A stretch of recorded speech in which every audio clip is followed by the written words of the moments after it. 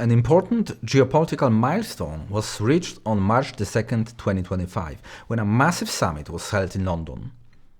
Was this agreed with or against the US?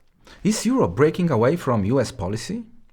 Does it intend to prolong the war, given that Zelensky flew there straight from the US and immediately received £2.2 billion to continue military operations?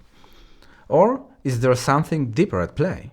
Perhaps this war was coordinated with Washington. This meeting was coordinated with Washington, but officially framed as Europe taking responsibility for its own security to mislead a larger adversary. Could this be linked to a potential war with Iran? Just now, the US approved the sale of bombs and weaponry worth $3 billion after approving $7.4 billion of military financial aid just a couple of weeks ago. The outcomes of this meeting in London and the changes in geopolitics they bring might be very important for the US and its people for many reasons, such as economic impact. Let's imagine the ongoing war in Ukraine and Europe's strategic decisions directly influence global markets, supply chains, and the US financial stability, including the US national debt, including also energy prices and defense contracts.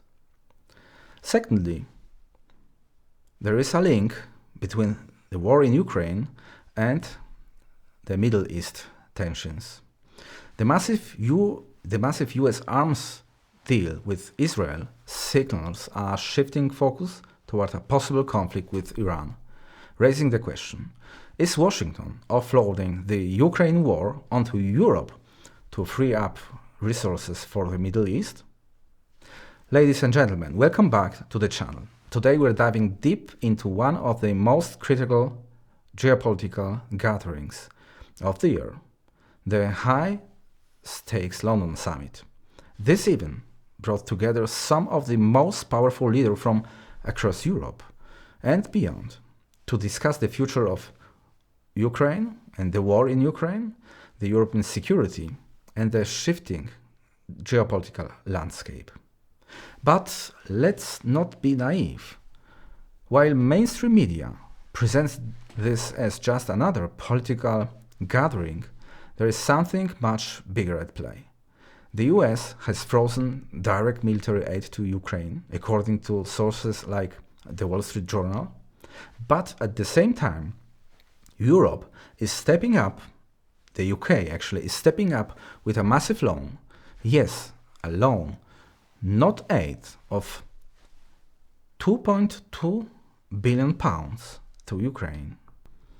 However, Ukraine itself will not have to repay this sum, as it is expected to be covered using frozen Russian assets seized by European nations. The big question is this loan about helping Ukraine rebuild, or is it about keeping the war going? And if Europe is the one keeping the financial tap open, does that mean they are fully committed to the conflict?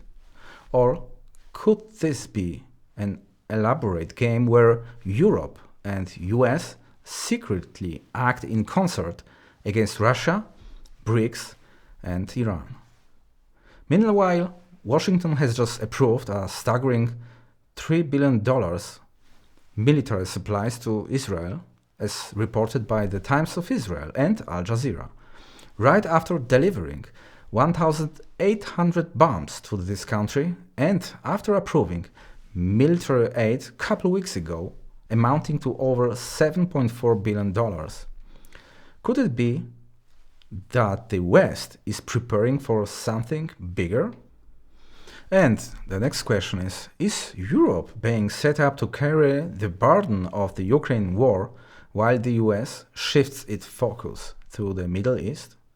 Stick around, because we are breaking it all down with exclusive insights, major statements, and the hidden messages between the lines. Let's get started.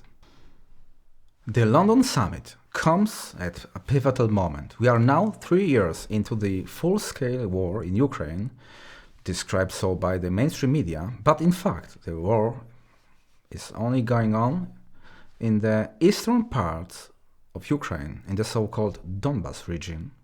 But despite continued Western support, the battlefield situation remains highly volatile.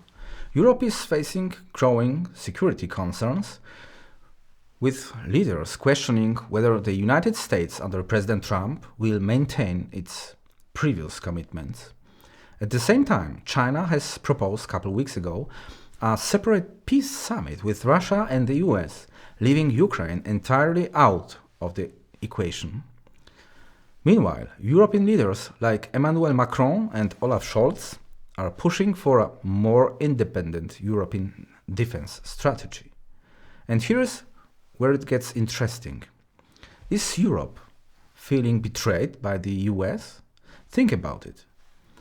The Biden administration initially backed Ukraine with billions in aid, but now, according to many sources, like political, military support has been quietly frozen. Instead, the burden has shifted onto European nations, particularly the UK, Germany, and even Poland. If Washington is backing away, why is Europe pushing ahead? Is this about proving European independence, or is it a coordinated strategy where the US quietly steps aside while Europe takes over the war effort? Is Europe secretly helping the US in this way? They might be on the same page when it comes to the Middle East, because everyone knows that Israel and the US are getting ready for the war with Iran, which has a strategic partner in Russia. To weaken Iran's resistance and stop help from allies, think about other places where the world can get hot. Yes, it is about Pacific and Taiwan. The summit in London wasn't just another diplomatic gathering. It was a high-stakes meeting where major decisions were expected to be made and where hidden alliances may be taking shape. Now let's break down what the major leaders said and what their words really mean. Keir Starmer, UK Prime Minister, as the host, Starmer emphasized that European security is at a crossroads. He highlighted the needs for Europe to take more responsibility for its own defense, stating, "This is once-in-a-generation challenge. We must act decisively." His speech signaled the UK's commitment to standing with Ukraine, but also hinted at concerns about America's reliability and as a long-term partner. The Polish Prime Minister, Donald Tusk, delivered one of the most striking statements of the summit, pointing out the paradox of a 500 million strong Europe still depending on outside forces for security. He bluntly stated, "We need to wake up. We are 500 million people. Why do we keep asking others for protection?" His call for European self-reliance resonated strongly, especially as Poland has been one of Ukraine's biggest supporters. However, in my opinion and according to most polls, this is nonsense. This narrative creates an image of a war between nations, which is, in my opinion, pure manipulation. The reality is that active military operations are limited to the Donbas region far in the eastern parts of Ukraine, and even according to President Donald Trump, Russia has no intention to go to war with Europe. Think about it logically. The fear-mongering around this is pure nonsense. Emmanuel Macron, the president in France and Olaf Scholz, the German Chancellor, these two leaders stood together, advocating for a European plan for Ukraine, one that isn't dictated by the US politics. Macron, in particular, emphasized that Europe must prepare for a scenario where America steps back from its security commitments. And, last but not least, Volodymyr Zelensky. The Ukrainian leader was the star of the summit, delivering a passionate speech urging Europe to maintain military and economic support. He expressed gratitude for continued aid, but made it clear that Ukraine cannot win this war alone. His meeting with Starmer and other EU leaders focused on long-term security guarantees and financial assistance. But just for a while, think about security guarantees. What does this mean? A very logical question. Is this about sending troops to Ukraine? Perhaps. And very important thing I need to underline is also connected with this issue. After the summit, President Macron introduced a proposal for a temporary ceasefire in Ukraine without a formal truce. His plan suggested halting air, naval and energy infrastructure attacks while keeping frontline battles ongoing. Can you imagine that? Macron argued that such a limited ceasefire would be easier to monitor and could serve as a step toward long-term peace. This is insane, in my opinion.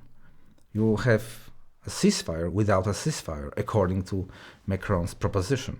However, reactions are mixed. Some leaders want that a short-term truce might allow Russians to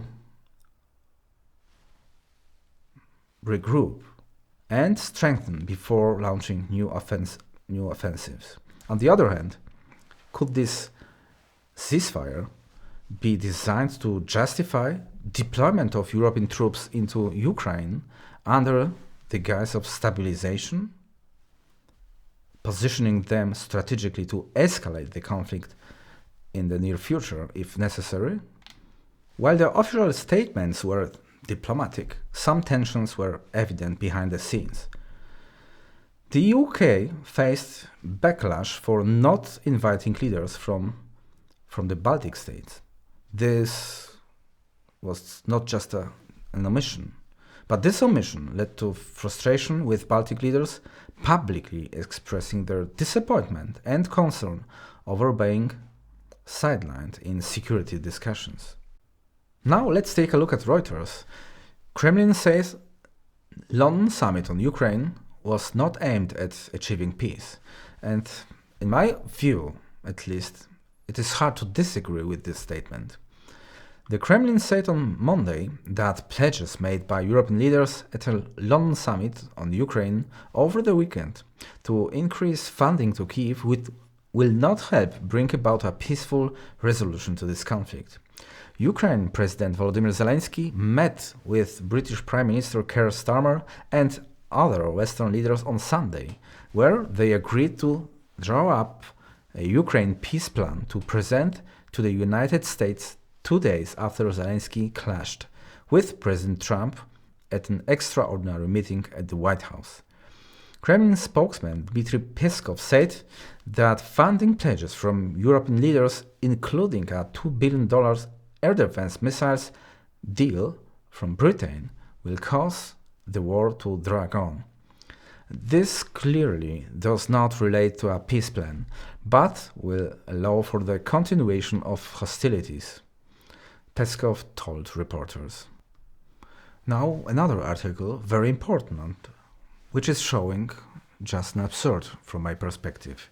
UK says several proposals for Ukraine ceasefire on table after France floats 1 month truce.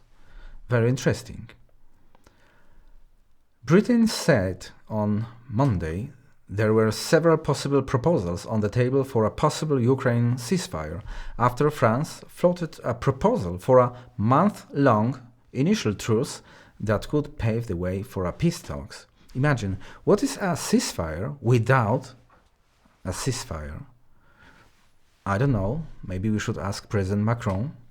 European countries, led by Britain and France, are looking at options for a peace proposal, including Ukraine, after last week's Oval Office rupture between US President Donald Trump and Ukrainian President Volodymyr Zelensky.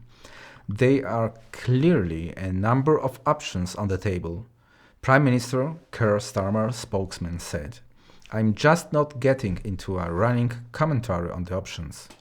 White House National Security Advisor Mike Waltz, when asked about the weekend activities of Europe rallying around Zelensky, told reporters, "So, we welcome Europe stepping up for Europe, but they have to also invest in the capabilities to do so." France, Britain, and potentially other European countries have offered to send troops to Ukraine in the event of a ceasefire, but say they won't stop from the US. They want would want support from the US. A proposal referred to as a backstop. That's also very interesting, don't you think? Wow, I gotta say, this whole situation seems almost surreal. Does Europe, especially Western Europe, actually have the need to defend itself? Or is Russia seriously planning some full-scale invasion to conquer the entire continent? Honestly, the idea sounds absurd to me. The ongoing talks and this summit in London feels like they're just laying the groundwork to send troops into Ukraine under the guise of a ceasefire. This might be, in my opinion, the true story, unless Russia agrees to a peace on Washington's terms. And let's be real, one of those terms, even if it's not officially stated, is probably cutting off support for Iran in the Middle East when the military operation will begin. Crazy times we are living in. What do you think? Should Europe take full control of its defense strategy and of the military operations with Russia? Do you think there is a real danger of Russia invading Europe? Should the US involve in the war with Iran, and why? Is this war really about Ukraine or really about Iran? Or is it part of a much larger global conflict? Let me know your thoughts in the comments. Please don't forget to like, subscribe and hit that notification bell. I'll see you in the next video. Bye.